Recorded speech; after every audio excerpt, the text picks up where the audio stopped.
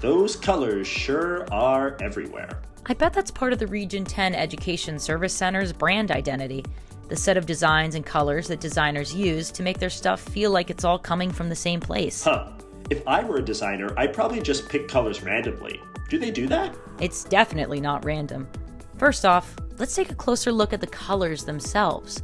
I've got a picture of these saved in the Photos tab of this tour stop for you to take a look at. You said they were orange, blue, and green, all classics. Can you be more specific? Yeah, the orange is really reddish and bright. The green is a bit bluish and faded, kind of like fresh collard greens. That works.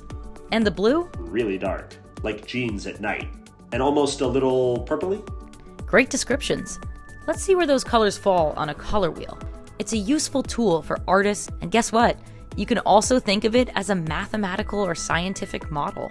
If we place a regular orange, blue, and green on the wheel, what do you notice? Blue and orange are opposites, and green is just kind of there, off to the side. Poor green. Right. Blue and orange are what are called complementary colors, opposites on the wheel, which really stand out when side by side. That can work for a color scheme, like it does for the Broncos. And for the New York Mets. But the green kind of gets lost and left out. But now look at our colors. It's a bit more even now. The jean blue and the collards green are both sort of equally opposite the new orange. Like its opposite got split and spread out. Exactly. This new type of color scheme is called a split complementary, for the same reason that you said. The other two colors aren't really opposites of that main orange, but they're close to it. That makes them feel more in balance with each other and makes them able to stand out against the main color without feeling like it's too much. It's a really clever way for the designers to balance three colors.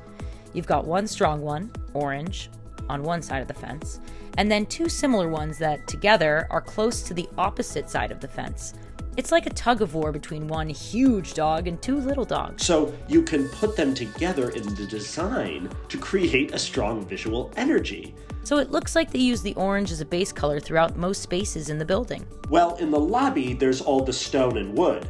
Oh, and it all is kind of orangey. Right. And in the cafeteria, where we spotted the color scheme on the cushions, the base oranges appear on the chairs and floor. Even in the classrooms, we see that orange showing up nicely. Yep.